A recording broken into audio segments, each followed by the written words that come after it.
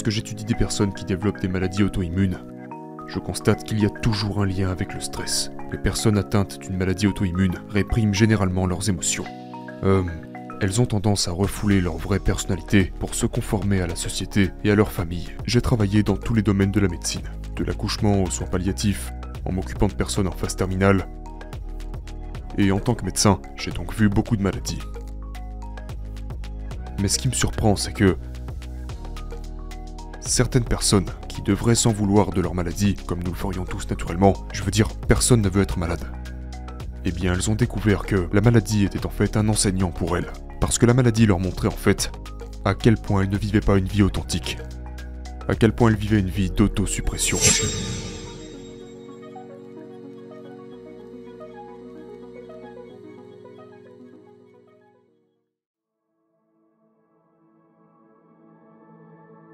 Il y a une augmentation exponentielle des maladies auto-immunes. Les maladies auto-immunes sont des situations dans lesquelles le système immunitaire se retourne contre lui-même et commence à s'autodétruire. Le système immunitaire qui est censé nous protéger se retourne contre nous et commence à détruire notre corps.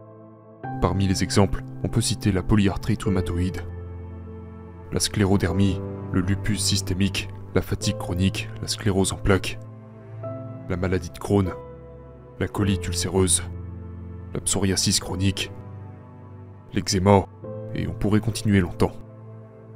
Ces maladies se répandent de plus en plus dans la société, et ce phénomène s'accentue, en particulier chez les femmes. Maintenant, lorsque j'étudie des personnes qui développent des maladies auto-immunes, je constate qu'il y a toujours un lien avec le stress. Les personnes atteintes d'une maladie auto-immune répriment généralement leurs émotions. Elles ne savent pas comment entrer en contact avec le bon côté de la colère. Elles ont tendance à refouler leur vraie personnalité pour se conformer à la société et à leur famille. Et concrètement, lorsqu'une personne n'arrive pas à canaliser sa colère, la colère ne disparaît jamais. Elle est donc réprimée et se retourne contre la personne elle-même. Et ce qu'il faut savoir, c'est que notre appareil émotionnel est étroitement lié à notre système immunitaire. En fait, ils font tous deux parties intégrantes du même système. Notre système immunitaire peut également se retourner contre nous. Dans cette société où tellement de gens n'ont pas le droit d'être eux-mêmes, où ils doivent en quelque sorte supprimer ce qu'ils sont pour survivre et s'intégrer, de plus en plus de maladies auto-immunes sont détectées. Et il y a beaucoup de preuves à ce sujet.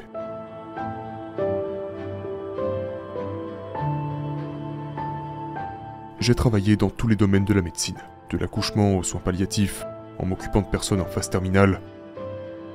Et en tant que médecin, j'ai donc vu beaucoup de maladies. Mais ce qui me surprend, c'est que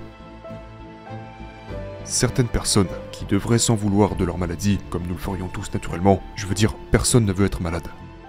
Eh bien, elles ont découvert que la maladie était en fait un enseignant pour elles. Parce que la maladie leur montrait en fait à quel point elles ne vivaient pas une vie authentique. À quel point elles vivaient une vie d'autosuppression. Un exemple très connu est celui d'Anita Moorjani, qui a écrit un livre intitulé Dying to be Me. Elle était littéralement au bord de la mort. Elle était en phase terminale, elle n'allait pas survivre. Puis elle a vécu une expérience de mort imminente, et s'est soudainement rendu compte que pendant toute sa vie, elle n'avait pas été elle-même. D'où le titre Dying to be Me. C'est devant la porte de la mort qu'elle réalise qu'elle doit être elle-même de manière complètement authentique. Et ce qui s'est passé, c'est qu'elle s'est rétablie. C'est ainsi que la maladie lui a appris à être elle-même.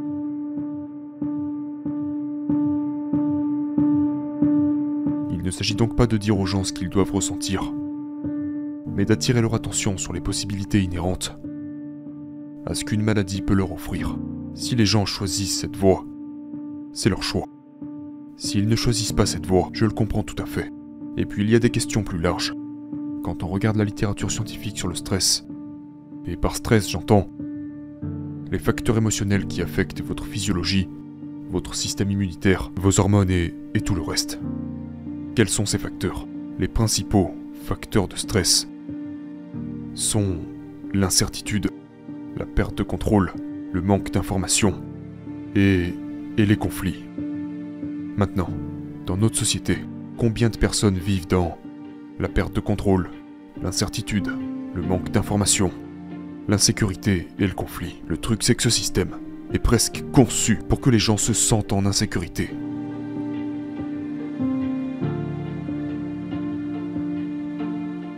vivons à une époque où nous nous sentons hyper connectés grâce à nos appareils. La plupart d'entre nous souffrent d'un certain niveau de solitude, qui est, vous savez, endémique à cette période. Eh bien, je pourrais parler pendant une heure entière de l'impact des appareils technologiques, de la manière dont les appareils eux-mêmes sont conçus pour maintenir les gens en addiction, y compris les très jeunes enfants. Mais c'est un autre sujet. Penchons-nous sur la solitude. Si l'on considère le nombre de personnes qui se décrivent comme souffrant de la solitude aux États-Unis, il a carrément doublé en l'espace de 20 ans.